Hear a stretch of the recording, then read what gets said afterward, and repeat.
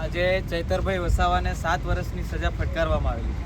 આજે આખો આદિવાસી સમાજ આજે દુઃખની લાગણી અનુભવી રહ્યો છે। જાગૃત કર્યા આજે સરકારને દુખે છે કે આટલું બધું કેમ લોકોને જાગૃત કર્યા છે। આવનાર સમયમાં કદાચ ચૈતરભાઈ વધારે નડી શકશે।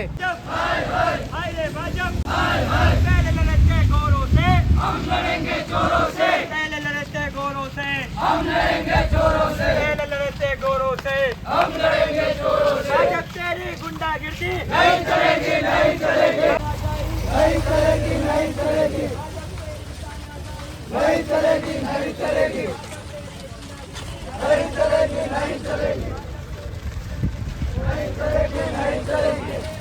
हाय हाय हाय हाय हाय हाय हाय हाय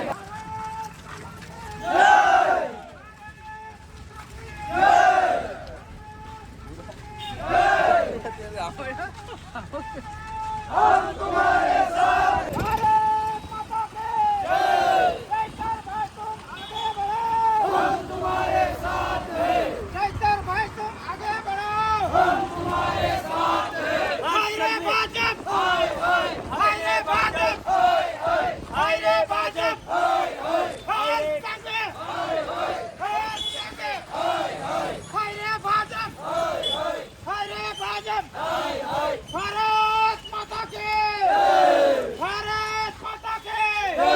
चैतरभाई तुम आगे बढ़ो, हम तुम्हारे साथ हैं। चैतरभाई तुम आगे बढ़ो, हम तुम्हारे साथ हैं। भारत माता की जय, भारत माता की जय। इनकलाब जिंदाबाद, इनकलाब जिंदाबाद। जेल के ताले टूटेंगे, चैतरभाई टूटेंगे। जेल के ताले टूटेंगे, चैतरभाई टूटेंगे। भारत माता की जय, भारत माता की जय। સભ્ય ચેતરભાઈ વસાવાને જે રીતે સજા ફટકારવામાં આવી 7 વર્ષની સજા તેમને જેલ ભેગા કરવામાં આવ્યા છે, ત્યારે તેમના સમર્થનમાં ગુજરાતભરમાં આમ આદમી પાર્ટીના કાર્યકર્તાઓ, નેતાઓ, ચૂંટાયેલા જિલ્લા પંચાયતના સભ્યો, તાલુકા પંચાયતના સભ્યો પદયાત્રા યોજી રહ્યા છે। તેમને પદયાત્રા યોજીને સૂત્રોચ્ચાર કરી રહ્યા છે અને ન્યાયની માંગણી કરી રહ્યા છે। ત્યારે આપણા સાથે પરેશભાઈ રાઠવા છે, તેમના સાથે વાત કરીએ। પરેશભાઈ, ખાસ કરીને ધારાસભ્ય ચેતરભાઈ વસાવા આદિવાસીઓના મસીહા ગણાય છે અને તેમને સજા આપવામાં આવી છે 7 વર્ષની। તેમના સમર્થનમાં પદયાત્રા ગુજરાતભરમાં યોજાઈ રહી છે, શું કહેશો? આજે ચૈતરભાઈ વસાવાને 7 વર્ષની સજા ફટકારવામાં આવેલી છે। આજે આખો આદિવાસી સમાજ આજે દુઃખની લાગણી અનુભવી રહ્યો છે। આજે આદિવાસી નેતા એક ચૈતરભાઈ વસાવા એકલા જ એક એવા નેતા હતા જે આદિવાસીઓનો અવાજ ઉઠાવતા હતા। ઉમરગામથી અંબાજી સુધી જ્યારે આદિવાસીઓને ક્યાંય પણ તકલીફ પડતી હતી ત્યારે ચૈતરભાઈ વસાવા આવીને ઊભા રહેતા હતા। આજે MP હોય, મહારાષ્ટ્ર હોય, તમામ જગ્યા પરના જે આદિવાસી લોકો છે, આદિવાસી યુવાનો છે, આજે દુઃખી છે અને ચૈતરભાઈ વસાવા બધાના દિલમાં વસે છે અને આજે 7 વર્ષની સજા ફટકારવામાં આવી છે। ત્યાં આપણે જોઈએ છીએ વિડીયોની અંદર કે 17 દિવસનું બાળકને લઈને જાય છે। આજે જે દ્રશ્યો કોઈ પણ વ્યક્તિ જોવે છે આજે ત્યારે ઘણું બધું દુઃખ થાય છે। પણ આજે જોવા જઈએ ભાજપના અનેક નેતાઓ ઘણા બધા ગુનાઓ કરેલા છે, જે ન કરવાના કામ પણ કરેલા છે, એ આજે ખુલ્લેઆમ ફરી રહ્યા છે।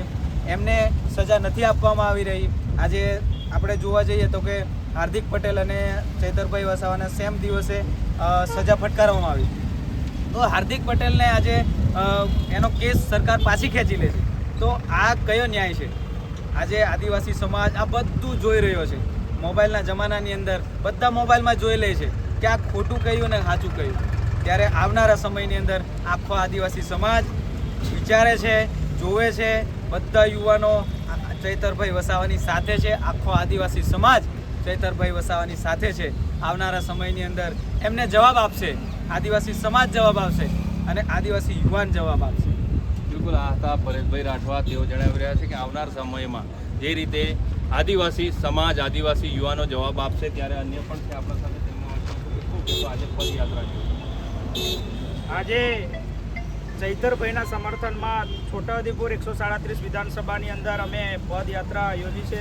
એટલા માટે યોજી છે કે જે નામદાર હાઈકોર્ટ દ્વારા ચૈતરભાઈને 7 વર્ષની સજા ફટકારવામાં આવી છે એના વિરોધની અંદર અમે પદયાત્રા યોજી છે. અમે આદિવાસી સમાજ એટલું જ કહેવા માંગીએ છીએ કે ચૈતરભાઈ વસાવા ઉમરગામથી અંબાજી સુધી આદિવાસી સમાજનો અવાજ ઉઠાવે છે.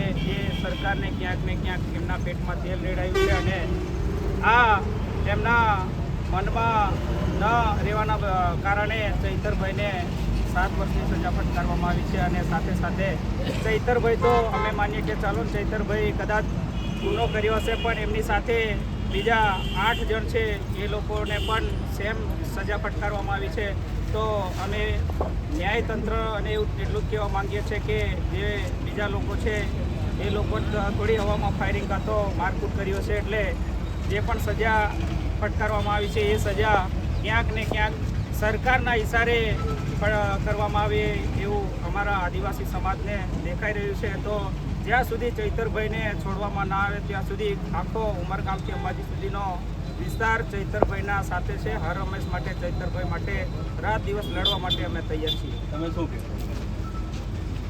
આજે છોટાઉદેપુર તાલુકામાં એમ આદમી કાર્યકર્તાઓ આજે ચૈતરભાઈને 7 વર્ષની સજા આપી છે. એની સાથે બહેનો પણ 4 છે અને 17 દિવસનું બાળકને પણ સજા આપી.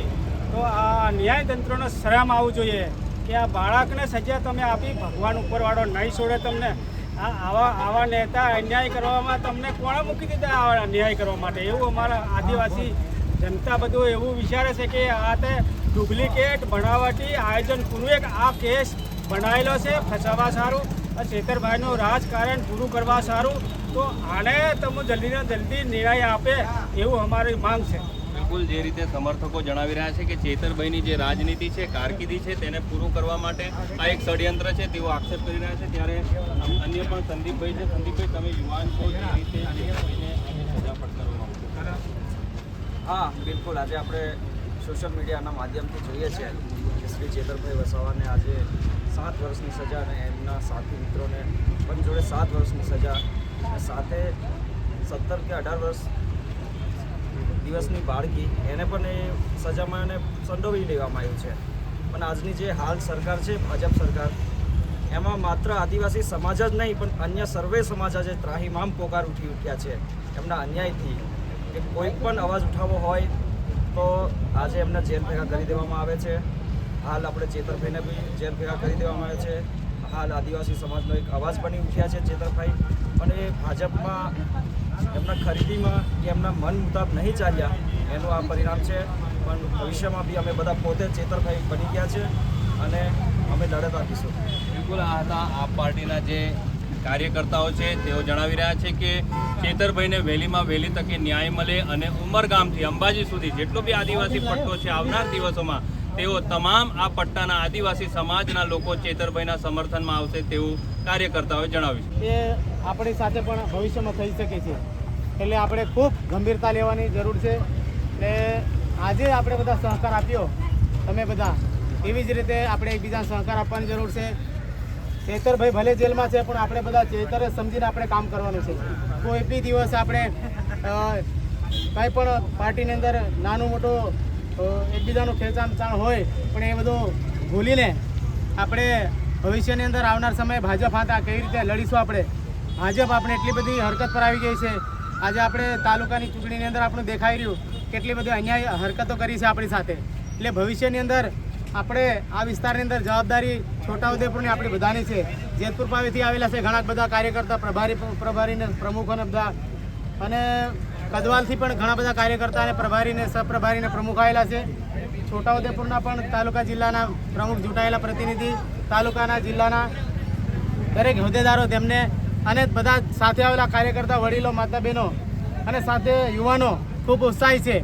એમને પણ આભાર માનીએ છીએ. બધાને જ ખૂબ આભાર માનીએ છીએ. આજે તમે ખૂબ સહકાર આપી આવે આવી રીતે ચૈતરભાઈના સમર્થનમાં આપણે રહેવું પડશે. આદિવાસીના ખૂબ એવા લડાઈ આપણે જોડે નેતા હતા ત્યારે એક આપણને હાથ કાપી નાખ્યો એવું આપણે દેખાઈ રહ્યું છે. જ્યારે હવે એના પછી પણ ઘણું બધું આગળ લડવાનું છે. ચૈતરભાઈને આવી રીતે આપણે ક્રાંતિકારી આપણે કરતા રહીશું અને આંદોલન કરતા રહીશું તો સરકારને ના છૂટકે કોઈ પણ સંજોગોમાં છુટકારો આપવો પડશે. કેમ કે ચૈતરભાઈ એટલો મોટો ગુનો ક્યાં કર્યો હતો? ચૈતરભાઈ તો સામાન્ય એક લોકો માટે બોલ્યા હતા, એક લોકોના પ્રતિનિધિ હતા. લોકો જે ચૂંટીને અવાજ ભણવા માટે આજે એમને વિધાનસભામાં મોકલ્યા હતા. આજે આદિવાસીને જંગલના જમીનના પ્રશ્ન હોય કે પછી શિક્ષણના પ્રશ્ન હોય કે પાણીના મુદ્દા હોય કે રોડ રસ્તા અને વિકાસના મુદ્દા હોય, એ બાબતે એમને મોકલ્યા હતા પ્રતિનિધિ બનાવીને. આપણા લોકો ત્યારે એ બોલે ને કેમ નહીં બોલે? આપણા માટે ને બોલે તો કોના માટે બોલે? આપણે જ ચૂંટીને મોકલેલા તો બોલશે, આપણે વચ્ચે ઊભા રહેશે. પણ આ ચૈતરભાઈ ફક્ત દેડિયાપાડા માટે નહીં પણ સમગ્ર આદિવાસી વિસ્તાર આબુ અંબાજીથી ઉમરગામને સુધીના લોકો માટે લડે છે, લોકોને જાગૃત કર્યા છે. એટલે આપણને હક અને અધિકાર માટેની દરેક જે જોગવાઈ પ્રાવધાન મળ્યું છે સરકારમાંથી, એના માટે આપણે જે બધાને લાવ્યા છે, જાગૃત કર્યા. આજે સરકારને દુખે છે કે આટલું બધું કેમ લોકોને જાગૃત કર્યા છે. આવનાર સમયમાં કદાચ ચૈતરભાઈ વધારે નડી શકશે એમ કરીને આવા નાના નાના ગુનાઓની અંદર સંડવીને ચૈતરભાઈને આજે સજા કરાવી છે. આજે આપણે દેખીએ છીએ કે ખુલ્લેઆમ કેટલો બધો ભ્રષ્ટાચાર છે અને કેટલા મર્ડર થાય ને બળાત્કારો, બહેનો પર બળાત્કાર થાય છે ગુજરાતમાં. આપણે રોજ ન્યૂઝ પર દેખીએ છીએ, પણ એમને કોઈ સજા નહીં. આપણા આદિવાસી સમાજના લોકોને જાગૃત કરે એની માટે લડે, એના માટે સજા કરવાની. એટલે આપણે ખૂબ અને અમે લડવાનું છે અને આવી જ રીતે આપણે બધા ભેગા થવાનું છે ભવિષ્યમાં. અને થોડો ઘણો પણ સમય આપણે કામ ચાલે છે, પણ કદાચ પ્રદેશમાં સૂચન મળે તો આપણે સાથે મળીને આપણે કામ કરીશું. તો ભવિષ્યમાં કેમ નહીં આગળ આપણે લક્ષ્ય પ્રાપ્ત કરીશું. અને બધાને સમયનું યોગદાન આપવું પડશે, કેમ કે આપણે એક બધાના સહકારના ભાગીદાર છે. અને બધા જ આવ્યા નાના મોટા કાર્યકર, બધાને હું ફરી પાછા મારા દિલના અંતકરણથી તમને આભાર માનું છું. અને એવી જ રીતે સાથ સહકાર આપજો. અમે તમારી સાથે, તમે મારી સાથે, આપણે કોઈ મોટા નથી, આપણે એક જ નાના વ્યક્તિ તરીકે જ લડવાનું છે. બરાબર? તો જોહાર, જય આદિવાસી, બધાને રામ રામ. તો બધા હવે અહીંયાથી પાણી લાવે છે 2 પેટી.